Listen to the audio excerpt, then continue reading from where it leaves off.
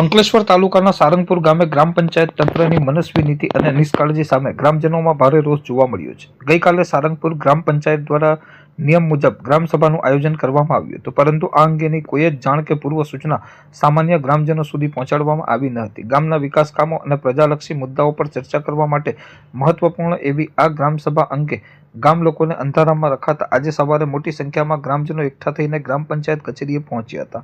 પંચાયત ખાતે પહોંચેલ લોકોએ સરપંચ તથા તલાટી કમ મંત્રીને ઘેરાવ કરીને ઉગ્ર રજૂઆત કરી હતી અને ગ્રામસભા અંગેની માહિતી કેમ છુપાવવામાં આવી તે અંગે કડક પ્રશ્નો પૂછ્યા હતા। ગ્રામજનોનો આક્ષેપ છે કે પંચાયતના વહીવટકર્તાઓ પોતાની મનમાની ચલાવવા અને ચોક્કસ મુદ્દાઓ પર ચર્ચા ટાળવા માટે આવી રીતે ચૂપચાપ ગ્રામસભા પતાવી દેવાનો પ્રયાસ કરી રહ્યા છે। લોકોએ આક્રોશ વ્યક્ત કરતા જણાવ્યું હતું કે જો ભવિષ્યમાં આ પ્રકારે નિયમોનું ઉલ્લંઘન કરીને અને લોકોને અંધારામાં રાખીને વહીવટ કરવામાં આવશે તો આગામી દિવસોમાં આંદોલનાત્મક કાર્યક્રમો આપવામાં આવશે। આ સમગ્ર મામલે ગ્રામ પંચાયત સંકુલમાં થોડા સમય માટે ભારે અફરાતફરી અને ગરમાગરમ વાતાવરણ સર્જાયું હતું।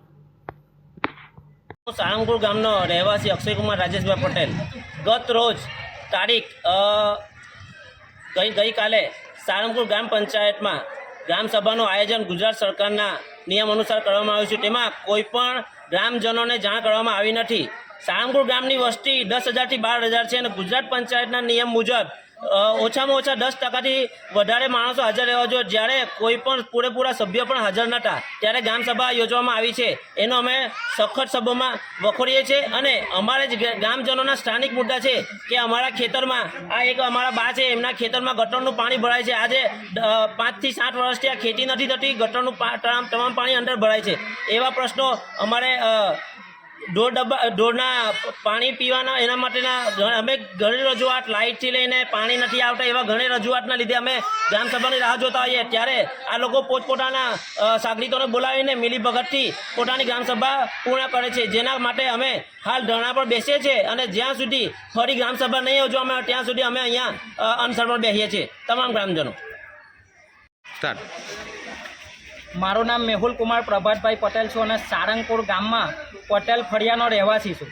આજે ગઈકાલે જે સારંગપુર ગ્રામ પંચાયતમાં ગ્રામસભા કરવામાં આવી હતી એમાં અમારા પટેલ ફળિયાને વિપક્ષની ભૂમિકા ભજવે એ રીતે સત્તા પક્ષના સરપંચે અને સભ્યોની મિલીભગતથી ગઈકાલે ગ્રામસભા કરવામાં આવી, જેથી કરીને દરેક જગ્યાએ અમે જનતાના હિત માટે અધિકારીઓને અને પંચાયતના વિકાસના કામ માટે હર હંમેશ સાથ સહકાર આપવા ઊભેલા છે।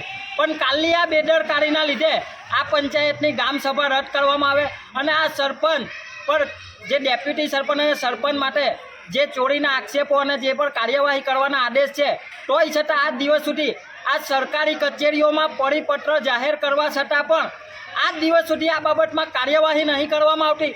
એના પર સ્પષ્ટપણે ખબર પડે છે કે આ પંચાયતોમાં અંકલેશ્વર તાલુકામાં તંત્રની ખૂબ બેદરકારી છે, જેના કારણે આજે આ સરપંચોને આ ગ્રામસભા નાનકડી વસ્તુ અને ગુજરાત સરકારના નિયમોનું ઉલ્લંઘન કરીને જે કરવામાં આવી છે એના પરથી સ્પષ્ટ ખબર પડે છે કે જનતાના હિતના જે પૈસા ટેક્સ વિકાસના કામો માટે ઉપયોગ કરવામાં આવે છે એવી બેદરકારીઓને કરોડો રૂપિયાનું ઊંચાપટ કરી કરવાનું આ સરપંચો આજે એસીઓની ગાડીઓમાં બેસે છે, જેથી કરીને જિલ્લા કલેક્ટર કચેરી સાહેબશ્રીને, ડીડીઓ સાહેબને અને તાલુકા વિકાસ અધિકારીને, અંકલેશ્વર મામલતદાર સાહેબને, તમામ સરકારી તંત્રને અપીલ અને વિનંતી છે આવી દરેક અંકલેશ્વર તાલુકાની પંચાયત અને આ સારંગપુર ગ્રામ પંચાયતમાં કડક કાર્યવાહી કરવામાં આવે। અને બીજી ખાસ એક અપીલ અને વિનંતી કરું છું, જ્યારે અહીંના ગામજનો ગુજરાતી ભાષા જાણે છે ત્યારે ગ્રામ પંચાયતના અંદર જે ડેપ્યુટી સરપંચ તરીકે હિન્દી ભાષી રાખવામાં આવ્યો છે, જ્યારે આ ગામના લોકોને ગુજરાતી ભાષા જ ખબર પડે છે